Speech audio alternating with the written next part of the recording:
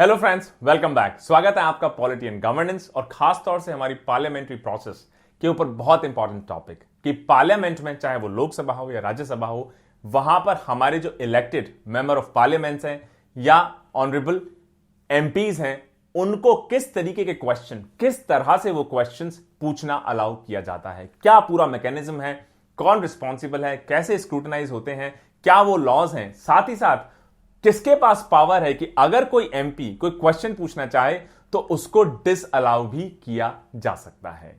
पूरे डिबेट को, पूरे टॉपिक को थोड़ा डिटेल में समझने की कोशिश आज करेंगे। सबसे पहले तो टॉपिक न्यूज में क्यों बना रहा। हाल ही में कई सारे ऐसे इंसिडेंट्स, और ऐसा ही नहीं कि सिर्फ अभी, लगातार बने हुए हैं कि कोई एमपी हो सकता है वो रूलिंग पार्टी से हो, अपोजिशन पार्टी से हो, अगर उनको कोई लोकसभा या राज्यसभा किसी भी basically house of the parliament में क्वेश्चन पूछना हो और वहां के प्रिसाइडिंग ऑफिसर को यह लगे कि यह क्वेश्चन कैटेगरी में आता है जिन कैटेगरीज में आप क्वेश्चन नहीं पूछ सकते, तो उस क्वेश्चन को डिसअलाउ भी किया जा सकता है। जैसे हाल ही में कांग्रेस के जो एमपी हैं केसी वेणुगोपाल, उन्होंने राज्यसभा में एक क्वेश्चन पूछने की कोशिश की। उस क्वेश्चन को 2 दिसंबर में उस बेसिकली हाउस के क्वेश्चंस में से हटा दिया गया। उनका क्वेश्चन था कि एनआरआईज को एयरपोर्ट्स पे क्या हैरेस किया जा रहा है, उनको वापस भेजा जा रहा है, और क्या गवर्नमेंट द्वारा उनको एडवाइस किया जा रहा है कि फार्मर्स की जो एजिटेशन है फार्म बिल्स के अगेंस्ट, उसमें पार्टिसिपेट ना करने दिए जाए। सिमिलरली जो बीजेपी के एमपी हैं श्री सुब्रमण्यम स्वामी जी, उन्होंने कहा कि उनका एक क्वेश्चन था कि क्या चाइना ने एलओसी लद्दाख में क्रॉस की है, उसको भी अलाउ नहीं किया गया, क्योंकि गवर्नमेंट ने कहा कि यह क्वेश्चन हमारे नेशनल इंटरेस्ट में नहीं है या उसको अनफेवरेबली इंपैक्ट कर सकता है, इसलिए इस क्वेश्चन को नहीं पूछा जा सकता। जो एमपीज हैं खासतौर से ऑपोजिशन पार्टीज के, उनका एलिगेशन है कि उनके क्वेश्चंस अलाउ नहीं किए जा रहे हैं लोकसभा राज्यसभा में, तो जो इंफॉर्मेशन वो पूछना चाहते हैं, जिस तरह की डिबेट वो चाहते हैं, वो डिबेट नहीं हो पा रही है। ये पहली बार नहीं है। पार्लियामेंट्री सिस्टम है, डेमोक्रेटिक सिस्टम है, उसके कुछ रूल्स हैं, उन रूल्स के थ्रू ही या तहत ही या उन क्राइटेरिया में ही आप क्वेश्चंस को पूछ सकते हैं। सबसे पहले समझें कि हमारे जो both houses of the parliament हैं, चाहे लोकसभा हो या राज्यसभा हो, उसमें क्वेश्चंस को एडमिट कैसे किया जाता है। दोनों हाउसेज, लोकसभा राज्यसभा, जितने भी हमारे इलेक्टेड मेंबर्स हैं, उनके पास राइट है, अगर वो चाहें तो कोई भी इंफॉर्मेशन वो ले सकते हैं अलग अलग मिनिस्ट्रीज से, डिपार्टमेंट से, और ये वो पूछ सकते हैं कई तरह के क्वेश्चंस पूछ के, जैसे starred questions, unstarred questions, short notice questions and questions to private members. क्या होते हैं starred questions, unstarred questions, short notice questions या क्वेश्चंस टू प्राइवेट मेंबर्स, इसके बारे में अभी कुछ देर में आपके साथ डिटेल में बात करेंगे। जनरली जो एमपीज के क्वेश्चंस होते हैं, बड़ी सारी इनकी लिस्ट होती है, लेकिन उसके बाद ऐसा नहीं कि जो भी क्वेश्चन जो भी एमपी पूछना चाहे सभी क्वेश्चंस को अलाउ कर पाना पॉसिबल नहीं होता। इसकी वजह से एक रिगरस प्रोसेस है, इन सारे क्वेश्चंस को स्क्रूटनाइज किया जाता है, उसके बाद ही कौन कौन से क्वेश्चंस को किस हाउस में पूछा जा सकेगा, किस दिन पूछा जा सकेगा, उसके बाद इनको क्लियरेंस दिया जाता है। राज्यसभा में किसी भी क्वेश्चन की जो एडमिसिबिलिटी है कि किस क्वेश्चन को आप एडमिट करेंगे, वो गवर्न होता है rules 47 to 50 of the rules of procedure and conduct of business in the council of states. Rajya Sabha का दूसरा नाम क्या है? काउंसिल ऑफ स्टेट्स, क्योंकि राज्यसभा में स्टेट्स का रिप्रेजेंटेशन भी होता ही है। जिस तरीके से जो member of Rajya Sabha, member of parliament Rajya Sabha elect होते हैं, उसमें स्टेट्स का मेजर रोल भी देखा जाता है। एक क्वेश्चन जब एक्चुअली जो कंडीशंस दी गई है एडमिसिबिलिटी की, उनको फिल करता है, तो उसको फिर सेक्रेटेरिएट में भेजा जाता है, उसके बाद उसको कंसर्न मिनिस्ट्री के पास भेजा जाता है, उसके बाद उस मिनिस्ट्री से, उस डिपार्टमेंट से उसमें फीडबैक आता है, उसको एग्जामिन किया जाता है, फिर से एडमिसिबिलिटी के क्राइटेरिया पर उसको रैंक किया जाता है। फाइनली एक फाइनल लिस्ट बनाई जाती है और उन क्वेश्चंस को मिनिस्टर्स को सर्कुलेट किया जाता है कि ये फाइनल क्वेश्चंस स्क्रूटिनी के बाद अराइव हुए हैं, जो एक्चुअली अलाउ किए गए हैं, चाहे वो लोकसभा या राज्यसभा हो, और इन क्वेश्चंस का मिनिस्टर्स को पर्टिकुलर टाइम पे लोकसभा, राज्यसभा या किसी भी हाउस ऑफ द पार्लियामेंट में आंसर देना होगा, अपना आंसर फ्रेम करना होगा। जैसे लोकसभा में अगर हम देखें तो अगर किसी क्वेश्चन के लिए कोई अगर नोटिस एक बार आ गया है, तो एक्चुअली बैलेट डिटरमिन करेंगे कि उसकी प्रायोरिटी क्या होगी, पहले पूछा जाएगा, दोबारा पूछा जाएगा, किस फॉर्म में पूछा जाएगा। उसके अलावा जो स्टार्ट क्वेश्चंस हैं, अनस्टार्ट क्वेश्चंस हैं, शॉर्ट नोटिस क्वेश्चंस हैं, इनको आप एक सॉफ्टवेयर में इनपुट करेंगे। उसके बाद ये जो क्वेश्चंस हैं, इनको आप rule 41 to 44 of the rules of procedure and conduct of business in Lok Sabha के अंडर स्क्रूटनाइज करेंगे कि क्या ये उन क्राइटेरिया को फुलफिल करते हैं या नहीं। उसके बाद क्वेश्चंस को आंसर करने के लिए जो मिनिस्ट्रीज और डिपार्टमेंट्स हैं उनको 5 डिफरेंट ग्रुप्स में डिवाइड किया गया है और उनको अलग अलग डेज एलोकेट किए गए हैं, Monday, Tuesday, Wednesday, Thursday and Friday, कि ये पर्टिकुलर डिपार्टमेंट्स मिनिस्ट्रीज मंडे को आंसर करेंगी, ये लोग ट्यूसडे को आंसर करेंगे, ये वेडनेसडे को आंसर करेंगे, थर्सडे एंड फ्राइडे को आंसर करेंगे। इस ग्रुपिंग को जो मेन बेसिस है इसका कि एक्चुअली वीक में एक डे फिक्स किया जाए कि कोई भी जो मिनिस्टर हैं वो एक दिन राज्यसभा में आंसर करेंगे और दूसरे दिन वो लोकसभा में आंसर करेंगे, ताकि दोनों हाउसेस ऑफ पार्लियामेंट में जो क्वेश्चंस पूछे जाएं वो पर्टिकुलर मिनिस्ट्री या ग्रुप्स ऑफ मिनिस्ट्रीज या डिपार्टमेंट्स इन क्वेश्चंस का आंसर दे सकें। अब समझने की कोशिश करते हैं क्या है स्टार्ट क्वेश्चंस, अनस्टार्ट क्वेश्चंस या फिर बाकी जो कैटेगरीज हैं क्वेश्चंस की। स्टार्ट क्वेश्चंस क्या लगता है क्या होता होगा? मुझे लगता था स्टार्ट क्वेश्चंस का मतलब होगा सबसे इंपॉर्टेंट क्वेश्चन। तो मुझे लगता था स्टार्ट क्वेश्चन का मतलब है कि जिसका रिटन में आपको डिटेल आंसर देना हो, लेकिन ऐसा नहीं है। स्टार्ट क्वेश्चंस का मतलब है कि कोई भी मेंबर, कोई भी एमपी क्वेश्चन पूछता है और अगर वो स्टार्ट क्वेश्चन है तो उसको सिर्फ ओरल आंसर देना है, सिर्फ मुंह जबानी बेसिकली आंसर देना है, रिटन में आंसर नहीं देना है।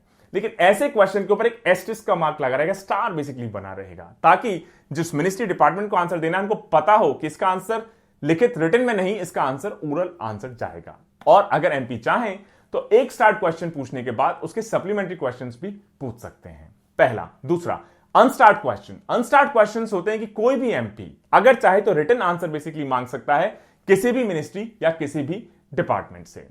तीसरा, शॉर्ट नोटिस क्वेश्चन।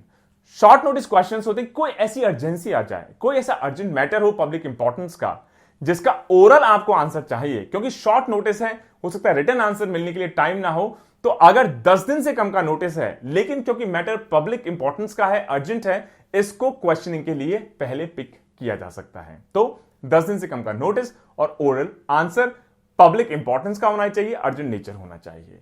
और जो लास्ट टाइप ऑफ क्वेश्चन है, क्वेश्चन टू प्राइवेट मेंबर्स, मतलब आप मिनिस्टर से, डिपार्टमेंट से तो क्वेश्चन पूछ ही सकते हैं। इसके अलावा आप चाहें तो इंडिविजुअल्स या private members of the house से भी आप क्वेश्चन चाहें तो पूछ सकते हैं। ऐसे क्वेश्चंस को आप एड्रेस करेंगे प्राइवेट मेंबर्स की तरफ under rule 40 of the Lok Sabha rules of procedure या फिर under rule 48 of Rajya Sabha rules. ये जो क्वेश्चन है जो आप इंडिविजुअल या प्राइवेट मेंबर से पूछना चाहते हैं, इसके कुछ क्राइटेरिया हैं। जैसे पहली बात तो ऐसा क्वेश्चन आप कोई जनरल क्वेश्चन नहीं पूछ सकते।